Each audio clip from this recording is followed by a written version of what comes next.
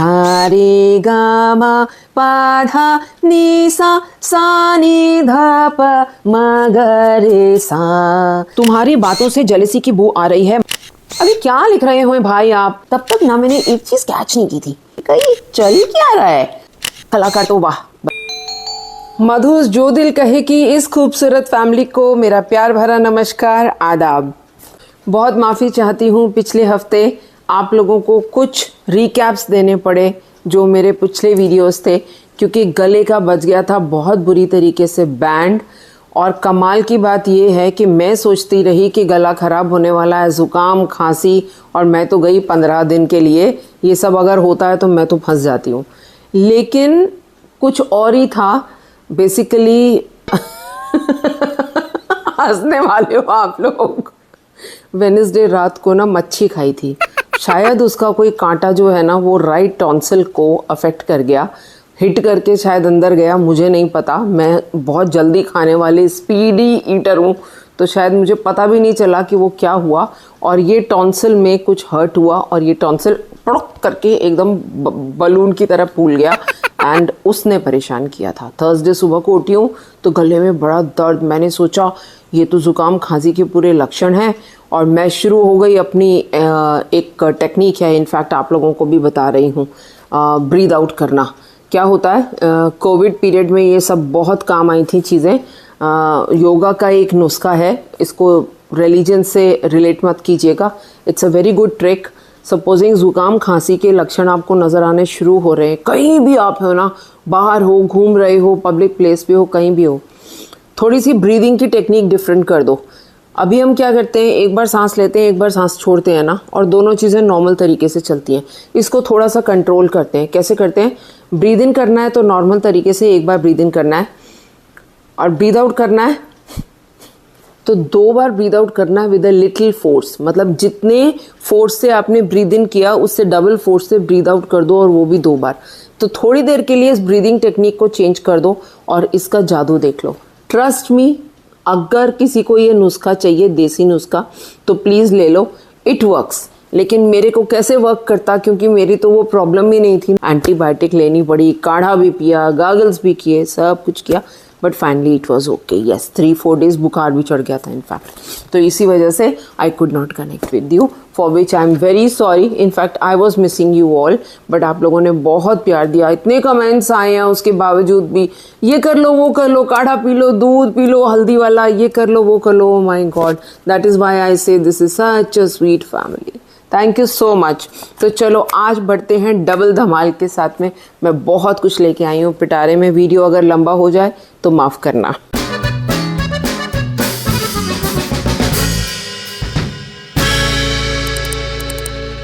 तो सबसे पहले तो बढ़ने से पहले ये बता दूं कि पाकिस्तानी ड्रामास का जो बुखार है ना इंडिया में, वो सिर्फ मुझे नहीं लगा हुआ, यहाँ पर बहुत लोगों को बना, और इतनी रील्स बन रही हैं इसके ऊपर, आप मानेंगे नहीं। एक तो बड़ी मज़ेदार रील देखी अभी रिसेंटली। माँ फ़ोन पे बात कर रही है तो बेटा आके पूछता है किससे बात कर रहे हो, तो वो कहती है बेटी तेरी खाला का फ़ोन आया है। अच्छा, खाला का फ़ोन आया है? खाला का फ़ोन आया। बेटा को लग रहा है कि ये मम्मी को हो क्या रहा है, मम्मी को बुखार हो रखा है पाकिस्तानी ड्रामा का। वो सुबह शाम पाकिस्तानी ड्रामे देखती है और उसी के जो लहजे हैं ना उन सबको कॉपी करती है। तो ये इन्फ्लुएंस होता है जो हम लोगों को एंटरटेनमेंट से विरासत में मिल जाता है। तो आजकल विरासत में चल रहे हैं पाकिस्तानी ड्रामा, जो भाई सबको पसंद आ रहे हैं। सिर्फ मधु नहीं है जो यहाँ पे दिल खोल के अपनी सारी बातें कर लेती है, बहुत से लोग हैं यहाँ पर जो पाकिस्तानी ड्रामा को पसंद करते हैं। तो चलो क्या चल रहा है, एक और पाकीज़ा की बात करती हूँ। 8 एपिसोड हुए, बहुत अच्छे नोट पे शुरू हुआ था कि एक लड़की और एक उसका होने वाला पति, they both were probably engaged, and वो लोग एक जगह जाते हैं, होटल के एक रूम से पकड़े जाते हैं। पकड़े क्या जाते हैं, उनकी एक वायरल वीडियो बना ली जाती है कुछ लोगों के द्वारा। रील जब वायरल हो गई तो घर में बदनामी, माँ बाप की जो लाडली बेटी है वो एक ही दिन में लाडली से लवारिस हो गई बेचारी। उसकी जल्दी जल्दी में उसी लड़के से शादी कर दी गई, और बस ऐसे ही सूटकेस पटक दिया उसके, चल भाई घर से बाहर निकल, बहुत बड़ा क्राइम किया तूने। और अब वो स्ट्रगल कर रही है अपनी लाइफ में उस लड़के के साथ रहने के लिए। उसको अपना पति स्वीकार भी नहीं कर पा रही है। अपनी लाइफ को किसी तरह पकड़ने की कोशिश कर रही है। बाहर जाती है तो शॉल से मुंह ढक के जाती है। माँ बाप के घर में जा नहीं पा रही है क्योंकि माँ बाप ने तो निकाल दिया। माँ ने क्या निकाला, माँ तो खून के आंसू रो रही है। लेकिन यही तो क्वालिटी है एक अच्छे कलाकार और एक अच्छी स्क्रिप्ट की, जहाँ पर नादिया अफगान, जो अभी लेटेस्ट एपिसोड मैंने देखा, एपिसोड 7 और 8, उसमें दिस गर्ल सहर खान जो पाकीज़ा का रोल अदा कर रही है, वो अपनी माँ से मिलने के लिए घर में आई है, शॉल लपेट के, मुंह छुपाते छुपाते। माँ किस तरह से उससे मिल रही है। एक आम इंसान बोलेगा कि एक बेटी को घर से निकाल के और उसके बाद माँ उसके सामने बैठ के लड्डू खा रही है बैठ के। हाँ, अल्लाह का शुक्र है, मेरी तबीयत को क्या होना है।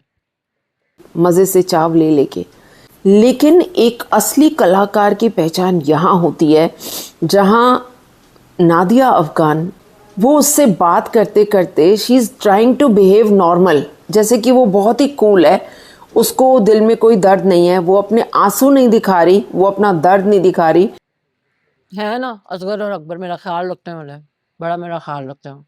वो अपने को कूल दिखा रही है और बैठ के उसके सामने लड्डू बड़े अच्छे हैं, खा ले तू भी खा ले, और ये ऐसे मज़े ले लेके खा रही है। लेकिन उस लड्डू को खाने के पीछे जो उस लड्डू के साथ में घुटन अंदर जा रही है, ये घुटन वो माँ ही महसूस कर रही है।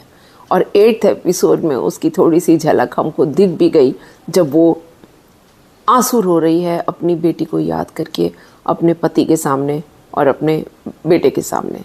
तो कलाकार तो वाह भाई, क्या कलाकार हैं, एंड क्या ब्यूटीफुल ड्रामा का स्क्रिप्ट है। एंड इनफैक्ट मुझे कुछ लोगों ने, आप लोगों ने ही बताया कि ये रियल स्टोरी है, ऐसा एक्चुअली हुआ था। हाँ, ऐसा बहुत बार होता है, यहाँ पे भी ऐसे बहुत से इंसिडेंट सुनने में आते हैं। आप लोगों ने मूवीज़ देखी होंगी, MMS, एक लड़की का MMS उतारा गया था, स्कूल की बच्ची थी, 2 teenagers, they were actually getting involve with each other physically, और उनकी कुछ लोगों ने वीडियोस बना के वायरल बंद कर दी थी। नहीं होना चाहिए। कुछ ख्याल हमारे सोसाइटी में हमारे बच्चों को भी रखना चाहिए, अपनी हदों को समझना चाहिए। यहाँ पर 8th एपिसोड में जाके एक खुलासा ये हो रहा है, जहाँ पाकीज़ा अपने मुंह से ये कह रही है कि मैंने कोई गलत काम नहीं किया, और हम लोग तो वहाँ पिज़्ज़ा खाने गए थे। वहाँ पर एक पड़ोस का लड़का जो इसको छेड़ा करता था, वो वहाँ आ जाता है और उसको देख लेता है, तो उससे छुपने के लिए ये दोनों एक रूम में चले जाते हैं। नाउ ये जो स्टोरी है बेसिकली हज़म नहीं हो पा रही है, क्योंकि मैं जहाँ तक समझती हूँ, अगर एक होटल कम रेस्टोरेंट है और आप एक रेस्टोरेंट एरिया में बैठे हो, होटल का कोई कमरा ऐसे खुला नहीं होता कि कोई भी एरा गैरा जो आके रेस्टोरेंट में बैठ के खाना खाने आया है वो जाके होटल के रूम में अचानक अपने छुपने के लिए वहाँ चला जाए, ऐसा होता नहीं है। सो ये चीज़ थोड़ी सी अभी, क्योंकि इनिशियल है, अभी 8th एपिसोड में ही इसका थोड़ा सा उसने जिक्र किया है, तो देखते हैं आगे इस चीज़ का कैसे वो लोग ओपन करते हैं पूरी तरीके से। एक बात और बोलूँगी कि फर्स्ट और सेकेंड एपिसोड इतना कैची लगा कि हाँ स्टोरी बहुत अच्छी है, लेकिन स्टोरी का एक फ़्लो बनाना भी बहुत ज़रूरी होता है, जो यहाँ पर बहुत ही स्लो चल रही है।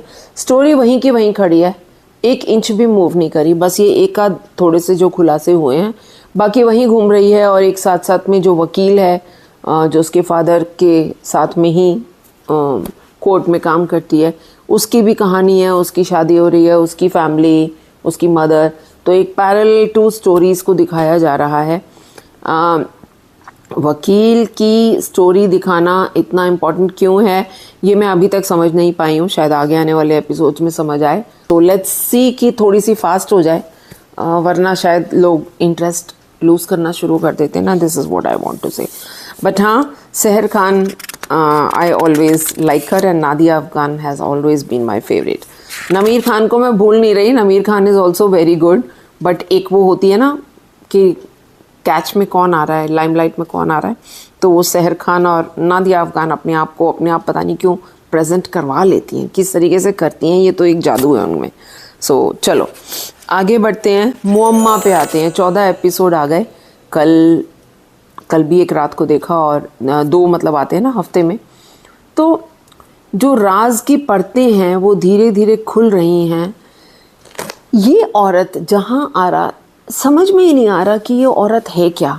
ये औरत काई है, काई मीन्स की कनिंग टाइप की औरत है, दूसरों का नुकसान करने वाली औरत है, या दूसरों को प्यार देने वाली औरत है, उनकी हमदर्दी दिखाने वाली औरत है। एक तरफ वो अपनी नौकरानी को गन पॉइंट पर वॉर्न भी करती है कि मैं तुझे मार दूंगी अगर तूने मेरे राज खोले, और दूसरी तरफ वही नौकरानी जब बुखार में तप रही है तो उसको उठा के हॉस्पिटल लेके जा रही है, उसकी केयर कर रही है, उसके लिए खुद खाना बना रही है कि तू रेस्ट कर। और न सिर्फ इतना, क्योंकि वो बार बार बुखार में बड़बड़ा रही है, अपने पति का नाम जिसको इसने जेल में बंद करा दिया उसको भी वो इसीलिए छुड़वा के ले आई है क्योंकि उसको अपनी नौकरानी का ख्याल है कि ये बेचारी तड़प रही है उसके लिए। दूसरी तरफ उसके फ्लैशबैक में जो स्टोरीज जहां आरा की दिखाई जा रही हैं, वहाँ उसका पति, जो कि समझ में आ रहा है कि उसने उस पर बड़े जुल्म ढाए हैं और अभी वो जेल में है, और उसका वो लड़का जिससे इसकी पहले एंगेजमेंट हुई थी और शादी होने वाली थी, उसके रिश्तेदारों में कोई मामा का लड़का था या कौन था, तो वो दोनों स्टोरीज पैरेलल साथ में चल रही हैं। तो गम के साथ में जीना, और इन सब के बीच में वो जो टेनेंट्स इसके घर में आते हैं जिनको ये शीशे के दरवाजे के थ्रू देखती रहती है मिरर में, और उनकी बारे में जान के और फिर आदमियों को ल्योर भी कर रही है अपनी तरफ, और फिर ल्योर हो जाते हैं तो फिर उनको लताड़ भी रही है। तो कुछ समझ नहीं आ रहा कि जहाँ आ रहा है क्या चीज़, इसलिए शायद हमको उसे देखने में भी मज़ा आ रहा है। तो चलो देखते हैं। अभी तो 14 एपिसोड हुए हैं, अच्छा लग रहा है, एंड मैं इसको कंटिन्यूस देख रही हूँ। मुझे मिस करना इसका एपिसोड अच्छा नहीं लगता। नेक्स्ट बात करेंगे कफील की। अरे कफील तो कितने एपिसोड आ गए, कफील के 16 एपिसोड्स आ गए। मैंने पिछली बार भी बोला था, सनम सईद पता नहीं इनकी एजिंग तो जैसे रुकी हुई है। एक हमने देखा था जिंदगी गुलजार है इतने साल पहले, और एक देख रहे हैं अभी कफील। इनका तो लगता है जैसे कि ये कभी बड़ी हो ही नहीं रही, जैसे कोई वो होती है ना पहले ज़माने में सुनते थे प्रिंसेस के पास कोई जादू हुआ करता था, रानी के पास, उससे वो अपने को हमेशा जवान रखती थी। तो she is as she was in Meri Zindagi गुलजार है। ये तो चलो एक कॉम्प्लीमेंट हो गया, लेकिन अब आते हैं ये जो लीप दिखा दिया इन लोगों ने कि इतने बड़े बड़े बच्चे हो गए। भाई एक तो सनम सईद नहीं लगती कि वो इतनी बड़ी उम्र की है कि उसके इतने बड़े बड़े बच्चे हों, चलो मान लिया एक बार। अब 4 बच्चे, पहली बात तो एक लॉजिकल बात, कोई इंसान अच्छा नहीं है पति जिससे प्रैक्टिकली डिवोर्स वाली स्टेज आ गई। फादर ने सपोर्ट भी किया लेकिन प्रेगनेंसी बीच में आ गई, चलो तुमने उसको एक चांस देने के लिए तुम वापस चली गई और वो बच्चा हो गया, लेकिन वो बच्चा होने के बाद भी वो बंदा नहीं सुधरा, तो उसके बाद 3 बच्चे और पैदा करने की क्या ज़रूरत थी। बस ये चीज़ नहीं समझ में आती कि औरतें इतनी बेवकूफ़ कैसे बन जाती हैं कि वो एक के ऊपर एक गलतियां करती चली जाती हैं। एक गलती उसके साथ किस्मत ने करी, जहां एक जामी चाहिए था, खुशी खुशी वो बैठी है शादी करने के लिए, कबूल है बोल दिया, वो जामी समझ के, जो जामी वो था ही नहीं, कोई दूसरा जामी था। पहली तो गलती डेस्टिनी ने कर दी, चलो भाई उतनी हद तक तो समझ में आता है। आगे की किस्मत तो तुम खुद लिख सकती थी ना, उसको क्यों तुमने बर्बाद किया। कम से कम एक बच्चा पैदा करती और ना करती तो एक बच्चे के साथ में अलग होना आसान था ना, उसके बाद 3 बेटियां तुमने और पैदा कर दी। That is something which I am not saying कि स्क्रिप्ट राइटर को इसमें मैं कुछ बोलूँगी, इसमें मैं रियल लाइफ की वुमेन को बोलूँगी कि अक्ल नहीं है क्या, है ना। ये बात दिमाग में आती है कि भैया अक्ल का इस्तेमाल करो, बी प्रैक्टिकल। अपनी ज़िंदगी को, एक ही ज़िंदगी मिली है, उसको ढंग से जियो। इस तरीके से ये कोई जीना नहीं होता। दुनिया को दिखाने के लिए मत जियो, अपने लिए जियो ना। दुनिया ने आके नहीं घर तुम्हारा चलाना, तुमने खुद चलाना है। सो ये चीज़ थोड़ी सी अजीब लगी। और जो सबसे बड़ी चीज़ मुझे अजीब लग रही है वो जो उसका बेटा दिखाया है, जो कि अपनी बहनों का सबका ख्याल रख रहा है, नौकरी कर रहा है भाई, वो नौकरी पेशा है, और उसकी भी शादी की बात चल रही है। वो कहीं से आपको इतना बड़ा लग रहा है देखने में कि उसकी नौकरी हो और वो शादी करने वाला हो, इतना बड़ा आपको लग रहा है वो? उसकी लुक्स ही नहीं है। इसका फिर मैंने नाम निकाला जिसने सुबुक का रोल अदा किया है, ज़ेबा का जो बेटा बना है। He is a 23-year-old boy, Ashir वजाहत। और आशिर वजाहत की पहचान जो मुझको गूगल पर मिली है, he is a vocalist and a song writer in Pakistan. Pop music में बहुत पॉपुलर है। मैंने इसको और भी किसी ड्रामा में देखा है, आप लोग बताइएगा किस में देखा है। मैं उसकी परफॉर्मेंस में कोई कमी नहीं निकाल पा रही हूँ। हर एक एक्शन, हर एक रिएक्शन, हर डायलॉग को बोलने का तरीका, this is just perfect. The only thing is कि वो उतना मैच्योर्ड नहीं लग रहा कि वो एक इतना बड़ा लड़का है जिसकी शादी भी होने वाली है और जिसका नौकरी है। और एक चीज़ जो कि राइटिंग के लिहाज से मैं बोलूँगी कि राइटर ने एक बहुत अच्छी चीज़ यहाँ लीप के बाद एक दिखाई है। उसकी एक ज़ेबा की एक फ्रेंड है जो उसके साथ में काम करती है, दोनों एक ही जगह पर काम कर रही हैं। The girl, the other one, she is a divorcee. उसने डिवोर्स लिया अपनी उस शादी से जहाँ ज़ेबा की तरह ही वो भी वहाँ पर मार भी खा रही थी, परेशान भी हो रही थी, सब कुछ हो रही थी।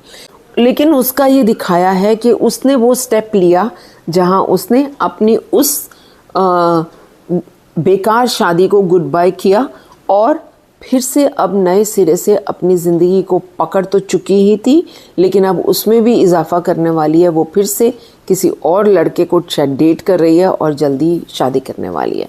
ये जो दो पक्ष दिखाए हैं राइटर ने, जहाँ एक तरफ दिखाया कि ज़ेबा इतनी कमज़ोर है कि वो कोई स्टैंड ही नहीं ले पाई लाइफ में, हाँ दूसरी तरफ एक स्ट्रॉन्ग वुमेन भी दिखाई जा रही है जो अपने लिए स्टैंड ले रही है, अपनी ज़िंदगी को जीने का नज़रिया देख पा रही है। वो तो बहुत अच्छी लगी।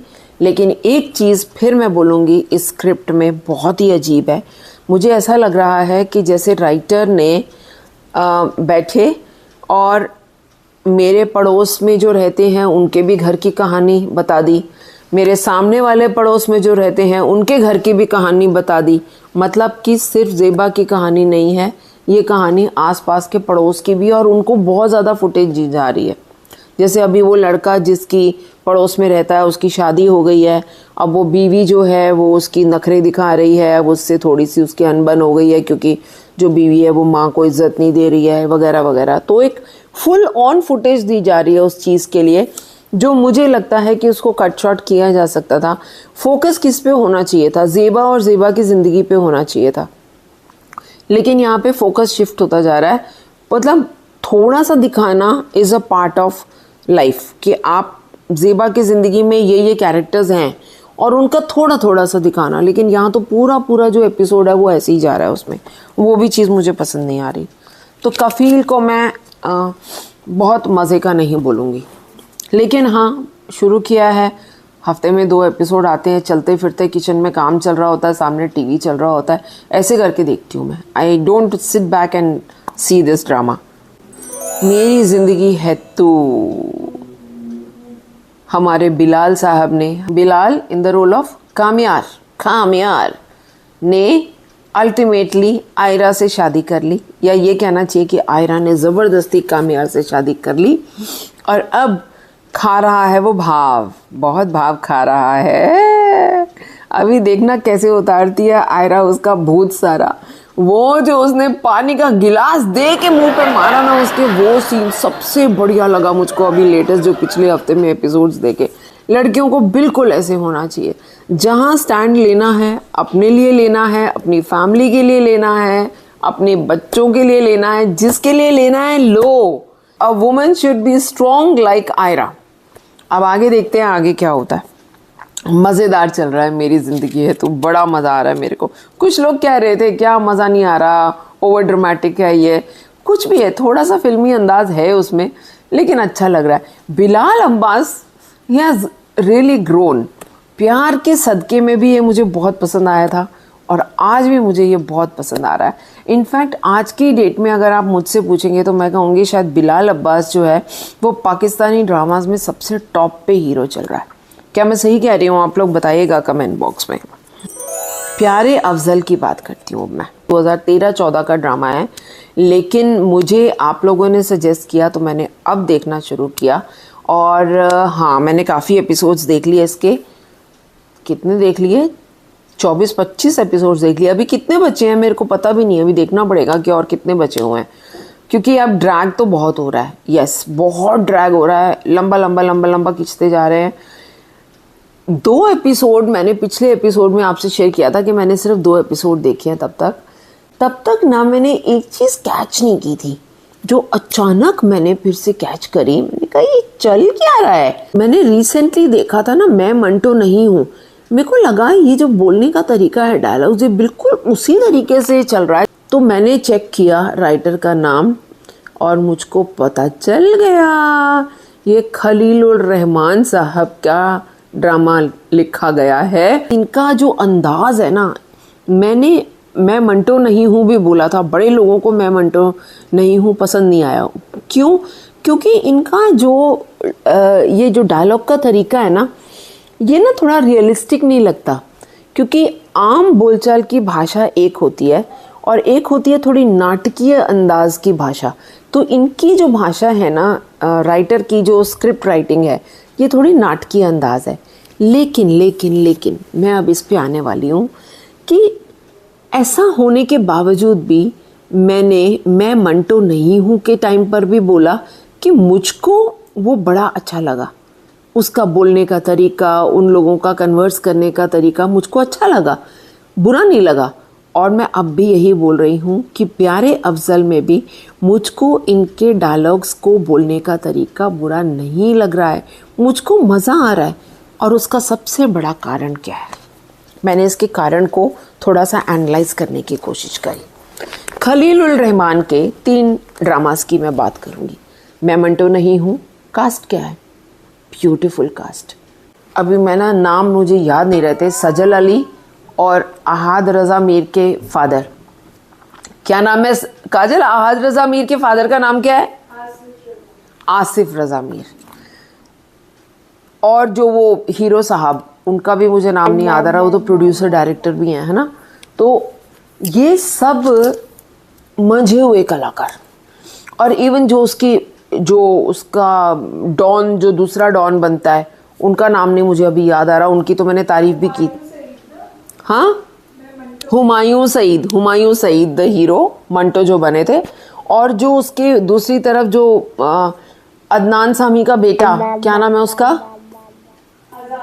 आज़ान सामी के जो फादर बनते हैं, मैंने उनकी भी बड़ी तारीफ करी थी। और उनकी मदर, हाँ, बाबर अली। अरे इसको सारे नाम याद रहते हैं, इसको साथ में बिठा लेना चाहिए। अच्छा, गूगल खोला हुआ है। बाबर अली की भी मैंने बड़ी तारीफ की थी। और इसी तरीके से उनकी जो वाइफ हैं, वो भी शी इज़ अ मंजी हुई कलाकार। उन पे मैं अभी आने वाली हूँ, क्योंकि वो प्यारे अफजल में भी मुझे दिखी है ना। अफजल की जो माँ बनी है वो भी वही हैं जो उसमें बाबर अली की वाइफ बनी थी। तो तीसरा ड्रामा जो खलीलुर रहमान का, जिसका हम लोगों ने बड़ा मजाक उड़ाया था, कौन सा बताओ? सुन मेरे दिल। उसकी तो हमने इतनी मजाक उड़ाई थी। और मैंने क्या, जिससे भी हमने पूछा सब ने कहा कि क्या बेकार ड्रामा, जबकि उसमें वहाँ जली था। वहाँ जली सबको इतना पसंद है, लेकिन खुआर हो गया वो लड़का इस ड्रामे में। और भी पूरी कास्ट जो है, माया अली भी क्या आए है, उसकी तो मैंने बहुत ही मजाक उड़ाई थी कि किस तरीके से उसके चल रहे हैं पूरे सीन्स। तो अब इसके लिए हम किसको जिम्मेदार ठहराएंगे? स्क्रिप्ट राइटर वही है तीनों में। चलो मान लिया थोड़ी सी स्क्रिप्ट उसमें पुअर होगी सुन मेरे दिल में, लेकिन इतना ज़्यादा तो नहीं ना। कहीं स्क्रिप्ट को जस्टिफाई करने के लिए मंझे हुए कलाकारों का होना बहुत ज़रूरी होता है, जो इन दोनों में, मैं मंटो नहीं हूँ में भी था। और यहाँ पर जो ये मैं पुराना ड्रामा आप देख रही हूँ, प्यारे अफजल, एक एक कलाकार, मंझा हुआ कलाकार, उसको पता है कि मेरे को डायलॉग जो डिलीवरी देनी है वो कैसे देनी है। मौलवी साहब का वो तरीका जिसमें वो थप्पड़ लगा भी देते हैं, लेकिन ऐसे लगाते हैं मखमल में लपेट लपेट के कि बंदे को ना अपने आप शर्म आ जाए, उसको एहसास हो कि भाई मैंने क्या गलती की है। दूसरी तरफ माँ, मैं इसकी प्यारे अफजल की माँ की बात करूँगी जो रुकैया का रोल अदा कर रही हैं, सबा हमीद। इन्हीं को मैं मंटो नहीं हूँ में भी देखा था, बाबर अली की जो वाइफ का कैरेक्टर जिन्होंने अदा किया था वो भी यही। इनका भी एक इतना अमेजिंग तरीका है ना इनका। She is a very good artist I should say. एक मैंने और एक देखा था, मुझे उसका नाम नहीं याद आ रहा इस वक्त, मैं बहुत ही अच्छा ड्रामा था जहाँ पर she is keeping a control on her daughter in laws, जो भी आती है उसको ये कंट्रोल करने की कोशिश करती हैं, दबा के रखती हैं कि कहीं ये हाथ से निकल ना जाए, कुछ इस तरीके से। अभी याद नहीं आ रहा, कभी मैं आपको, है ना, क्या नाम था उस ड्रामे का। उसमें she was the central character and वो उसको जो अपनी छोटी एक बहू को ज़बरदस्ती उसको लेके आती है कि ये मेरे सामने बोल नहीं पाएगी, ऐसा करके उसको लेके आती है। नूरजहाँ में शी वॉज देयर एंड वो भी मेरा देखा हुआ है, लेकिन उसका मैंने रिव्यू नहीं दिया।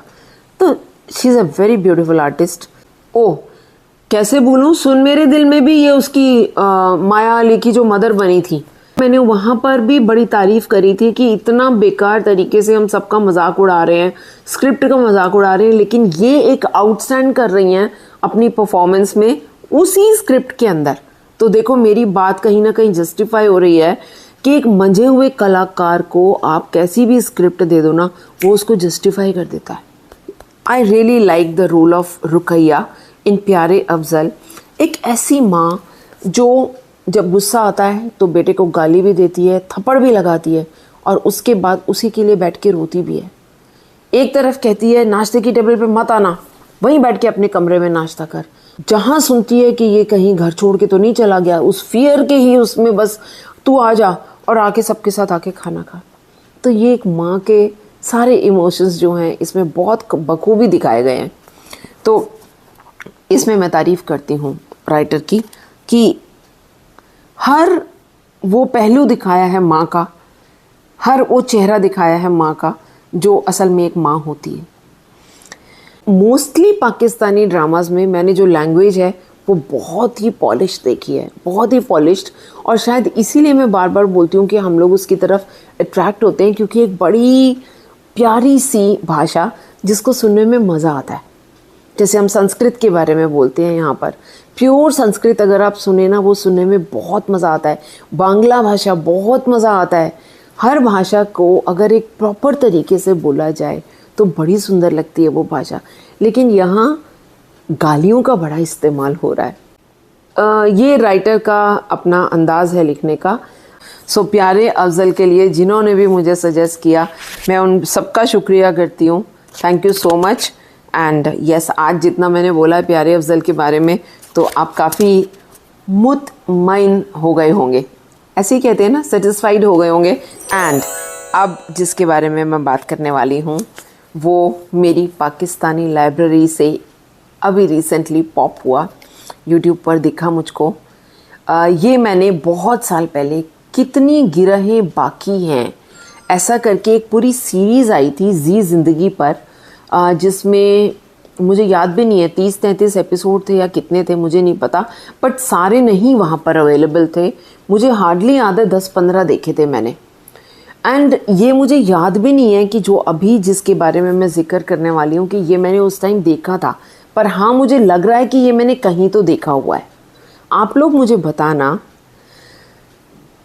यूट्यूब पर कितनी गिरहें बाकी हैं के नाम से ही एक चैनल है, और एक और चैनल है अनलकी गर्ल्स के नाम से। पता नहीं अनलकी गर्ल्स क्यों लिखा हुआ है इसका नाम। इन दोनों चैनल्स पर कितनी गिरहें बाकी हैं के सारे एपिसोड्स अवेलेबल हैं। ये एक सीरीज़ नहीं है जो एक ही ड्रामा चल रहा है जो 30-32 एपिसोड में आएगा। ये हर एपिसोड में कंक्लूड होने वाला एक छोटा सा ड्रामा है जो समझिए मिनी सीरीज़ कह सकते हो आप, 30-40 मिनट में ख़त्म। तो आप इसको एक तरीके से एक टेली फिल्म करके ले सकते हो 40 मिनट्स की, जो आप एक गो में पूरा देखोगे और ख़त्म हो जाएगा। That's it.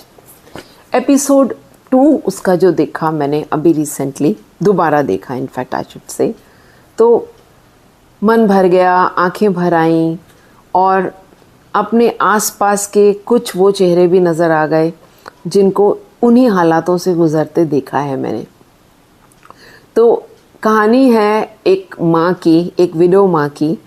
बेटा है, बहू है और एक बच्चा भी है। बच्चों के लिए खाना बनाना उसे अच्छा लगता है, चाहे कितनी बीमार है या कितनी बूढ़ी है, लेकिन जब वो बनाती है खाना तो उस पर बहू का तंज आता है। इतना खाना, घी का खाना और ये सब हमें नहीं अच्छा लगता, और पति के नाम से कि इनको नहीं खाना चाहिए ये वो, लेकिन बेटा कहता है मुझे तो खाना है, मुझे तो पसंद है। बीवी आके अपने शौहर का कान भर रही है कि जी ये तो ना बच्चे का ट्यूटर आता है, उसको भी बोलती रहती हैं कुछ कुछ, और ये तो ट्यूटर भाग जाता, मैंने उसको किसी तरीके से रोका। फिर आके अपने शौहर के कान भरती है कि जी सारी रात खांसती रहती हैं, खाऊं खाऊं खाऊं खाऊं करती रहती हैं। अरे भाई खाऊं खाऊं करती हैं तो बीमार है ना, लेके जाओ ना उनको अस्पताल में। नहीं, वो नहीं करना। जब वो माँ कह रही है कि बेटा मुझे अस्पताल लेके चल, और बेटा भी कह रहा है कि माँ को मैं अस्पताल लेके जाता हूँ, तो बीवी कहती है आप जाओ ना काम करने के लिए, आपका काम अफेक्ट होगा, मैं ले जाऊँगी हॉस्पिटल। और जो हॉस्पिटल लेके जाती है और उसके बाद वो क्या करती है, ये तो देखने वाली चीज़ है इसके अंदर। कैसे वो अपने पति को कन्विंस कर लेती है कि इनको ओल्ड एज होम में भेज दिया जाए। Must watch. ये सब किस्से जो हैं ये हमारी ही सोसाइटी के भद्दे चेहरों को बेनकाब करने के लिए बनाए गए हैं। इस पे एक स्टोरी याद आ रही है, सुनी होगी, बहुत पुरानी है। वो क्या कि बेटा अपनी बीवी को खुश करने के लिए अपनी माँ का दिल निकाल के हाथ में लेके जा रहा होता है, और रास्ते में ठोकर लगती है पत्थर से, तो दिल थोड़ा सा उछल जाता है, और माँ के दिल से सिर्फ एक आवाज़ आती है, बेटा कहीं चोट तो नहीं लगी। तो माँ तो ऐसी ही होती है ना।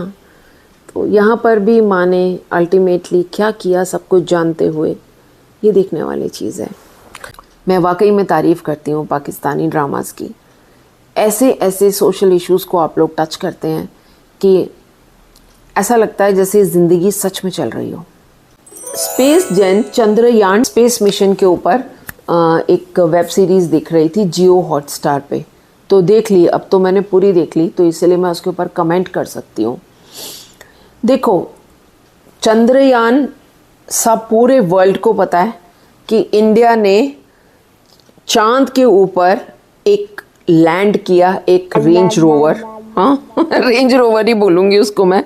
हमने ये सब कुछ देखा, चंद्रयान 2 को फेल होते देखा, उसके बाद फिर से वो मिशन को चालू किया गया और फिर उसको उसका सक्सेस देखा है, उसकी खुशी देखी है, सब कुछ देखा है। लेकिन इसके पीछे कितनी मेहनत होती है, कितनी लगन होती है, कितनी मायूसियाँ होती हैं और कितनी निराशाएं होती हैं, ये सब भी हमने इस ड्रामे में देखा। Everything is good, the facts are very good, we are very proud to be an Indian, and India का एक मिशन गया चांद के ऊपर। बहुत खुशी होती है सब कुछ सोचकर, लेकिन इस चीज़ की प्रेजेंटेशन मैं बहुत हैरान हूँ। TVF द वायरल फीवर एक बेहतरीन प्लेटफॉर्म है, जो लोग इतने बेहतरीन ड्रामास निकालते हैं। अभी मैं उस पर आऊँगी क्योंकि अभी एक इनका अपकमिंग है, उसके बारे में भी मुझे जिक्र करना है। लेकिन ये पर्टिकुलर अगर आप मुझसे पूछोगे तो this is not up to the mark. And why it is not up to the mark? Because इसमें जो कास्ट आपने ली है उन्होंने जस्टिफाई नहीं किया अपने रोल्स को। मैं बहुत क्लियर शब्दों में बोल रही हूँ। जो इसमें अर्जुन बना है, अर्जुन है इसरो में काम करने वाला एक कोर साइंटिस्ट, इस मिशन में बहुत अहम भूमिका अदा कर रहा है। I am very sorry to say the expressions, जो डायलॉग डिलीवरी, मूवमेंट, वो जुनून दिखा ही नहीं रहा था जो एक साइंटिस्ट में होना चाहिए। अर्जुन के रोल में नकुल मेहता हैं जिन्होंने ये रोल अदा किया है। ये बिल्कुल भी मेरे को अच्छा नहीं लगा। यामिनी जो इस पूरे प्रोजेक्ट की डायरेक्टर दिखाई गई हैं, प्रोजेक्ट डायरेक्टर, उनका रोल अदा किया श्रिया सरन ने। She was over performing. उनके हर रिएक्शन जो होते थे ना, मैं कह रही थी ये ऐसे क्यों परफॉर्म कर रही हैं। मैं इसको बहुत अच्छा नहीं कहूँगी। इनफैक्ट मैं कितनी बार तो मैं बीच में सो गई थी, मैं सो गई, नींद आ गई मेरे को। मैं कहा चलो यार बाकी का कल देखेंगे। तो हमने ज़बरदस्ती करके ना बस चलो शुरू किया, तो ख़त्म तो करें कि हमारा चंद्रयान पहुंचा कैसे वहाँ पे, उसकी दिक्कतें कितनी आई, वो तो कम से कम ट्रूथ है ना। तो उतना समझ में आया, वो चीज़ बड़ी अच्छी लगी, बाकी मज़ा नहीं आया। ओके, मैं आती हूँ अमेज़ॉन प्राइम पर। उस पर एक अभी रिसेंटली हमने देखा गेम ऑफ थ्रोन्स। किसने देखा है? उसमें सांसा स्टार्क को कौन कौन जानते हैं? लिटिल डाव को। हाँ, वो लड़की स्टील नाम के एक वेब सीरीज़ में है। यहाँ पर मनी हाइस्ट भी आप लोगों ने देखा होगा। It is quite like Money Heist. Pension funds को डील करने वाली एक कंपनी है जो मिलियंस एंड बिलियंस में डील करती है। सारी बड़ी बड़ी कंपनीज़ के पेंशन्स को वो मैनेज करते हैं। और एक पर्टिकुलर दिन गन पॉइंट पर 5-6 लोग अंदर आते हैं और उनके पूरे डेटा को अपनी ड्राइव्स पर कॉपी करके लेके चले जाते हैं और 4 बिलियन पाउंड्स की चोरी हो जाती है। यूके बेस्ड है ये, गेम ऑफ थ्रोन्स भी यूके बेस्ड था ना। तो 4 बिलियन पाउंड्स की चोरी हो जाती है और उसमें क्या क्या खुलासे हो रहे हैं, कौन कौन उसमें मिला हुआ है, किस किस का स्टेक है, कौन कौन अपनी फेस सेविंग के लिए ये सारे काम कर रहा है, पुलिस का क्या रोल है, स्पेशल सिक्योरिटी का क्या रोल है। और हमारी ये जो लड़की है गेम ऑफ थ्रोन्स वाली सांसा स्टार्क, जो यहाँ पर है ज़ारा। आर्टिस्ट कौन है? Sophie Turner. तो इसको देखिए, बहुत अच्छी लगेंगी ये वेब सीरीज़ आपको। टोटल 7 एपिसोड्स इसके, मज़ा आ गया। एक ऑलमोस्ट 50-53 मिनट्स के एक एपिसोड है, पर बड़ा मज़ा आया। लास्ट तक इंटरेस्ट बना रहा कि अब क्या होगा, अब क्या होगा, अब क्या होगा। हिंदी में अवेलेबल है डब्ड अमेज़ॉन प्राइम पर, तो you can easily watch it. Parineeti Chopra, कौन कौन परिणीति का फ़ैन है? मैं तो उसकी फ़ैन हूँ भाई, मुझे वो बहुत पसंद है। वो आई थी ना एक मूवी, कौन सी, जिसमें वो आंखें मिचकाते हैं, जोर जोर से बोलती है, क्या नाम था वो काजल मूवी का, जिसमें वो हंसी तो फंसी। वो ईएडीज की साइंटिस्ट जो अपनी कुछ न कुछ अपने एक्सपेरिमेंट्स कर रही है जाके, और उसके लिए बाप का पैसा चोरी करके भाग जाती है, चाइना भाग जाती है, पता नहीं कहाँ भाग जाती है। अभी तो मैं उसकी सिंगिंग के फ़ैन होके रखी हूँ। अभी ये जो एक गाना उसका जो उसने अभी अपने प्राइवेट एल्बम के लिए गाया, केसरी का वो गाना, तेरी मिट्टी में मिल जावा गुल बन के मैं खिल जावा, इतनी सी है दिल की आरज़ू। इसको परिणीति चोपड़ा की आवाज़ में सुन के देखिएगा, मैं तो फ़ैन हो चुकी हूँ। तो Parineeti Chopra after having a baby, अभी उसका बेबी हुआ है, मुझे नहीं पता ये उसने डिलीवरी से पहले किया है पिक्चर शूट या बाद में किया है। आई थिंक पहले ही किया होना चाहिए क्योंकि बेबी तो उसका अभी बहुत छोटा है। She got married to Raghav Chadha, we all know ना, हैंडसम हमारा मेंबर ऑफ पार्लियामेंट, क्या डैशिंग बंदा है भाई, चार्टर्ड अकाउंटेंट है और क्या क्या मुद्दे उठा रहा है। अभी उसने जो ये डिलीवरी बॉयज़ आते हैं जोमेटो वगैरह के, उनके लिए कि 10 मिनट डिलीवरी हटाओ। अभी उसने एयरपोर्ट से वो जो ये 10 रुपए की पानी की बोतल जो है वो वहाँ पे 50-50 रुपए लेते हैं, उसके ऊपर उसने वो सारे हटवा दिए। समोसा का रेट कम करो, ये करो, उसने बड़ा कुछ किया है। अभी इनकम टैक्स के पीछे पड़ा हुआ है कि मिडिल क्लास को आप लोगों ने मार के रखा हुआ है, हर चीज़ पे आप उनसे टैक्स लेते रहते हो। तो ये राघव चड्ढा और परिणीति चोपड़ा, इन दोनों रियल लाइफ में जो कपल बने हैं, व्हाट अ स्वीट कपल। मैं क्या परिणीति को छोड़ के राघव के पीछे पड़ गई। राघव को तो मैं फॉलो भी कर रही हूँ फेसबुक के ऊपर। बहुत अच्छा लगता है मुझे, ऐसे यंग और डैशिंग हमको नेता चाहिए अपने देश के लिए।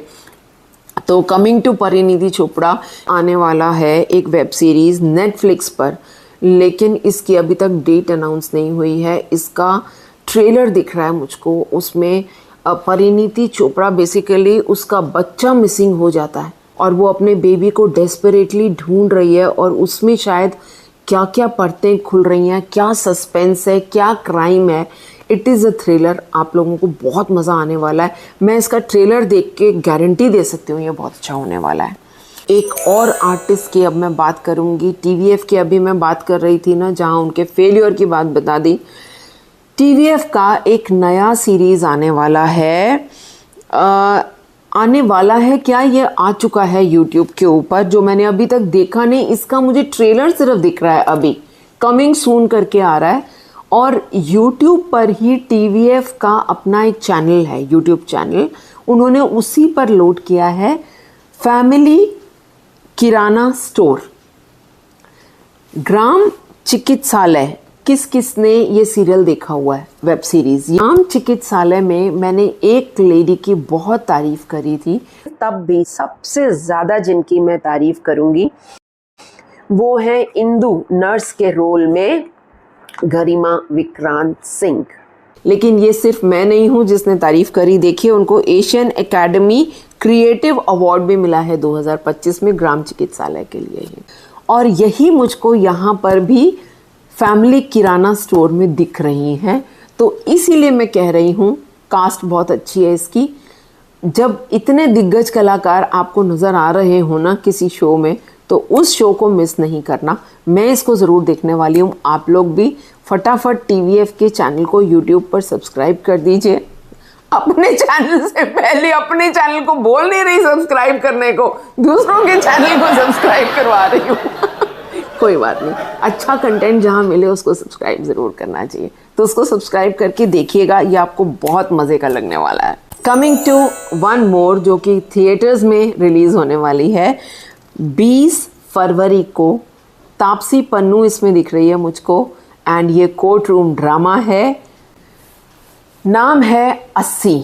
अभी मुझे लगा कि 80 का मतलब क्या है, तो थोड़ा सा मैंने गूगल को खंगाला और मुझे ये पता चला है crime against women. 80 per day in India is the figure जिसके ऊपर ये मूवी आ रही है, 80।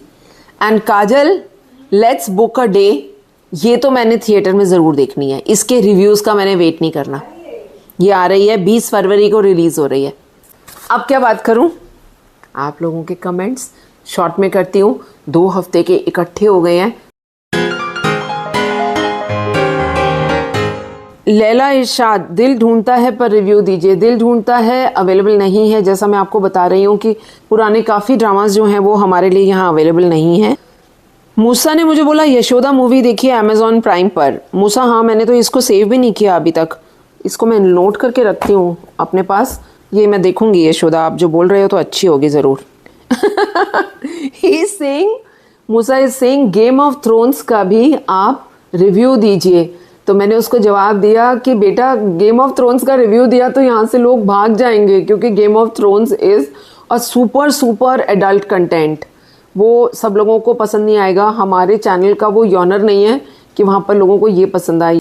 बट हाँ, एक मोटे तौर पे मैं ये बोलना चाहूँगी कि बहुत ज़्यादा वायलेंस है उसमें, बहुत ज़्यादा न्यूडिटी है।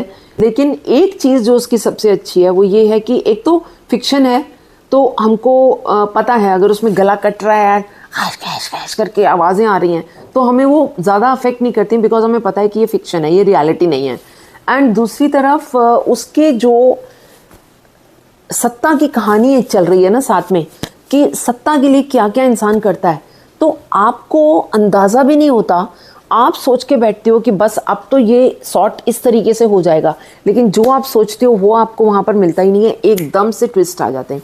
तो वो जो ट्विस्ट है ना, बड़े इंटरेस्टिंग लगते हैं। कौन किसकी कब गर्दन काट दे आपको पता भी नहीं चलेगा। तो if you are okay with super adult content तो गेम ऑफ थ्रोन्स ज़रूर देखिए। अब तो वो हिंदी में भी अवेलेबल है। और ये क्या भाई असद खान जी, आप क्या यहाँ पर ये तेरा और मेरा करने बैठ गए। अब देखिए ये कैसे लिखते हैं भाई कमेंट, तुम्हारे बातों से जेलेसी की बू आ रही है, ये लिख रहे हैं।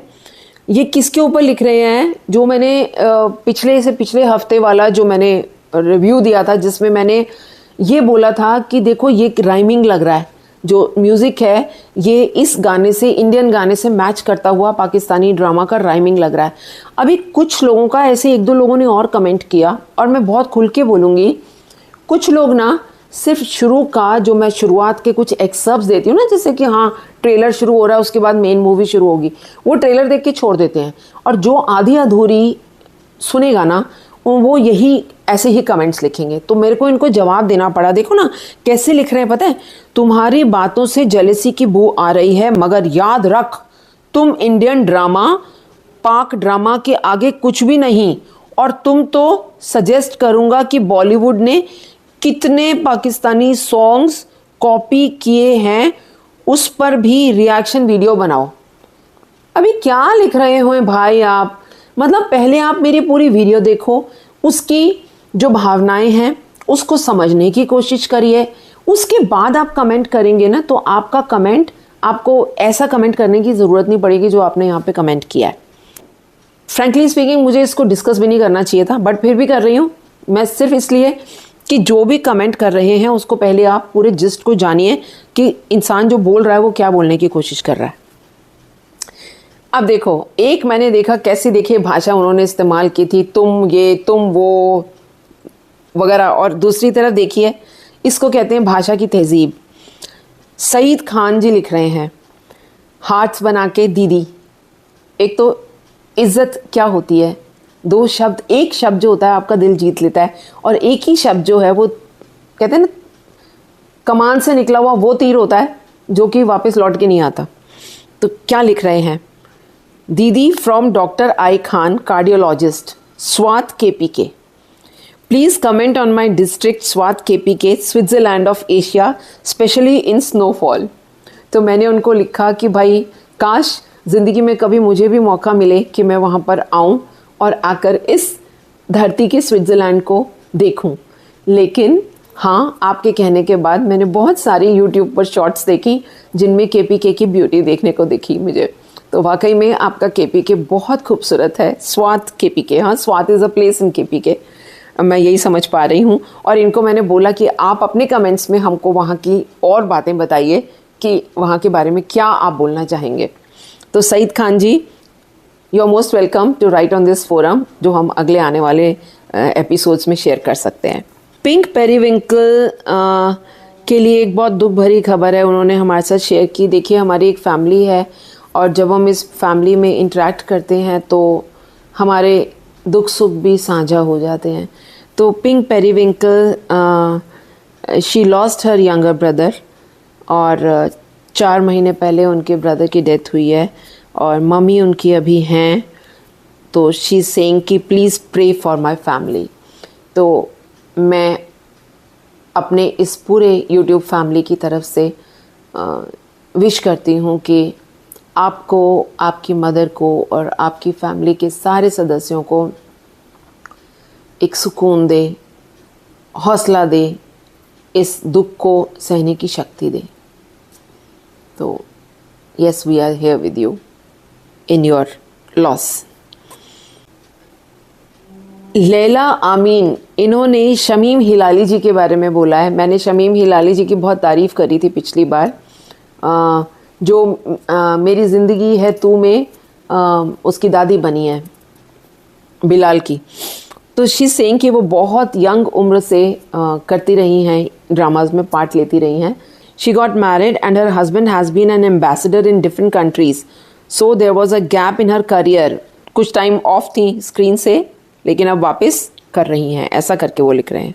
जैसा मैंने अभी पीछे कमेंट बताया ना, वैसे ही एजाज़ खान ने भी लिखा है। ये तो बहुत ही प्यारे कमेंट्स करते हैं, लेकिन यहाँ पर ये भी थोड़े ऑफेंड हो गए। इन्होंने भी शायद मेरा पूरा देखा नहीं था, तो वो भी कि आप भारतीय फिल्मों की भी बात करो, इतने सारे हमारे गाने कॉपी करते हैं। भाई मैंने तो कॉपी की बात ही नहीं करी, मैंने ये बोला सारे गामा पाधा नीसा, ये सुर हैं, सारे गामा पाधा नीसा सा नी धा प म ग रे सा।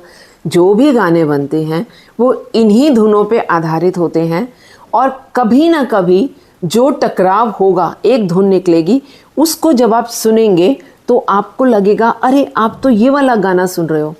इंडियन बॉलीवुड सॉन्ग्स में ही कितनी बार हम लोग जब पुराने गाने गुनगुनाते हैं या कोई नया गाना गुनगुनाते हैं, उसके साथ हम लोग उसको कहते हैं अरे ये तो उसके साथ राइम कर रहा है। So that does not mean कि किसी ने उसको कॉपी कर लिया भाई, मैं बिल्कुल नहीं बोल रही हूँ। खैर एजाज ने तो फिर आगे चल के अपनी जो है उन्होंने उस चीज़ को दिल पे नहीं लिया, और शायद उन्होंने पूरा फिर देखा है, लेकिन वो सज्जनों ने तो पता नहीं देखा कि नहीं देखा, अभी भी वो तो कमेंट करके निकल लिए शायद। आसिफ रईस बोल रहे हैं अस्सलाम वालेकुम। अस्सलामु अलैकुम। मैं थोड़ा सा बोलने में गड़बड़ कर जाती हूँ। आपका रिव्यू अच्छा है बट प्लीज़ ARY ड्रामास भी कीजिए रिव्यू। तो मैं करती हूँ भाई ARY, मैं तो सबका, इसमें कोई मेरा कुछ स्पेसिफिक नहीं है कि मेरे को हम का करना है या हरपल जियो का करना है। जो देखती हूँ, जो मुझे पसंद आता है उसको मैं रिव्यू कर देती हूँ। Wondering around, Madhu ji you are so beautiful and cute, thank you.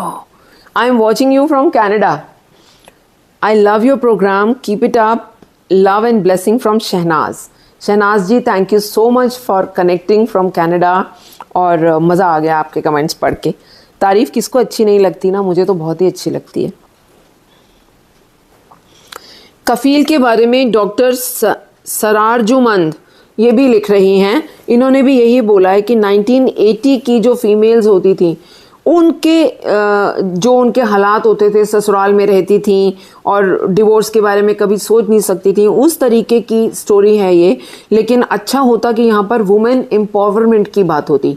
तो वो भी ये कह रही हैं कि I am losing interest in this. तो यही बात हम भी कह रहे हैं कि कफील जो है वो इस इरा के हिसाब से नहीं बना है, और अगर कोई कहता है कि वो इस इरा के हिसाब से बना है तो मैं कहूँगी कि ये मैसेज नहीं दे रहा अच्छा to the girls. Sahibzada Shah ji बोल रहे हैं कि अगर आपने धूप की दीवार को रिव्यू नहीं किया तो उसको ज़रूर कीजिए। तो वो तो मैंने किया हुआ है, पहले ही आप लोगों को सबको दिया हुआ है उसका रिव्यू मैंने। मिसेस एंड मिस्टर शमीम मैंने देखा हुआ है श्याम जी, हाँ उसका रिव्यू नहीं दिया। जैसे मैंने कहा जो ड्रामे मैं रिव्यू चैनल खोलने से पहले देखी हुई हूँ वो मैंने रिव्यू नहीं किए, लेकिन धीरे धीरे करके अब मैं वो भी उठा रही हूँ एक एक करके, जैसा मैंने आज के उसमें किया जो वो माँ की कहानी वो बताया। नवाज़ गोंडल जी नए ज्वाइन किए हैं हमको, इन्होंने 10 दिन पहले कमेंट किया था, मैंने पहली बार आपके पाकिस्तानी ड्रामा पर रिव्यू देखा है, बहुत अच्छा लगा, love from Pakistan, thank you so much, शुक्रिया। MUZ109, I have become a regular viewer due to your decency and reviews, शुक्रिया। You also read my message that made my day, मैं फिर से आपका दिन बना रही हूँ एक बार। We also want to see your daughter who is also the main contributor of this show. So sweet of you. आपने एक्चुअली शायद आप पहले ज्वाइन नहीं किए हमें। सुन मेरे दिल का जब मैंने फाइनल रिव्यू दिया था तब काजल ने मुझे ज्वाइन किया था स्क्रीन पर बड़ी मुश्किल से। She is not a screen person, वो स्क्रीन शाय है, तो कैमरा शाय कहते हैं ना, जैसे वो नहीं आना चाहती कैमरा के सामने, लेकिन हाँ पीछे से वो अपनी पूरी कमेंट्री देती रहती है, वो उसे मंजूर है। ऑडियो ले लो लेकिन मेरा वीडियो मत लो। तो घर के कुछ सदस्य हमारे ऐसे हैं जो नहीं आना चाहते स्क्रीन पे। मेरे हस्बैंड भी ऐसे हैं, उनको भी बिल्कुल कैमरा के सामने आना पसंद नहीं है। अभी पीछे बड़ा मज़ा आया था, उनके ना एक फ्रेंड का 25वीं सालगिरह थी शादी की, तो मुझे बोलते हैं कि मैं ना एक ये लिख के भेज रहा हूँ, मुझे बताइए ठीक है इसको। मैं बोलूँ, मैं कहा हाँ बिल्कुल ठीक है, बोल दो स्क्रीन के सामने। जब उन्होंने स्क्रीन पे रिकॉर्ड करके उसको कैमरा पे भेजा ना, मेरे को इतनी हंसी आई ना, इतनी हंसी आई। मतलब एक इंसान जो कैमरा फ्रेंडली नहीं होता ना, उसका कैमरा पे आना और उसका जो बोलने का तरीका होता है ना, उससे पता चल जाता है कि ये बिल्कुल भी कन्वर्सन नहीं है कैमरा को फेस करने के लिए। तो यही ऐसे होता है। तो as you know she sings very well, बहुत अच्छा गाती है। लेकिन जिस दिन मैं कैमरा ऑन करके इसको बोलूँ कि अब गा, तो ये बिल्कुल मेरे बेटे की बिल्ली बन जाती है। वो मिली है हमारे घर में एक छोटी सी कैट, जैसे कैमरा ऑन होता है ना तो वो भग जाती है, वो देती नहीं है एक्शन जिसके लिए हमने कैमरा ऑन किया होता है, उससे पहले वो वही शैतानी कर रही होती है। तो इसके साथ भी यही है, जहाँ कैमरा ऑन होता है ना ये ऑफ हो जाती है, वो वाला एक्शन देती नहीं है जो ये कर रही होती है एक्चुअल। तो इसलिए इसका चुपके से वीडियो बनाना पड़ता है मुझको, और वो पब्लिक को नहीं दिखा सकती क्योंकि उसकी मनाही होती है कि ये पब्लिक के लिए नहीं है, ये अपने लिए है। तो माफ़ी चाहती हूँ। हाँ, मैं कोशिश जारी रखती हूँ कि मेरी तरह या मेरे बेटे की तरह, मेरा बेटा भी कैमरा फ्रेंडली है, वो भी अब उसके भी पॉडकास्ट आते हैं अपने, वो ऑडियो इंडस्ट्री में है ना, तो वो ऑडियो इंडस्ट्री में अपने जो डबिंग आर्टिस्ट वगैरह आते हैं उनका पॉडकास्ट वो रिलीज़ करता है अपने शोज़ के ऊपर।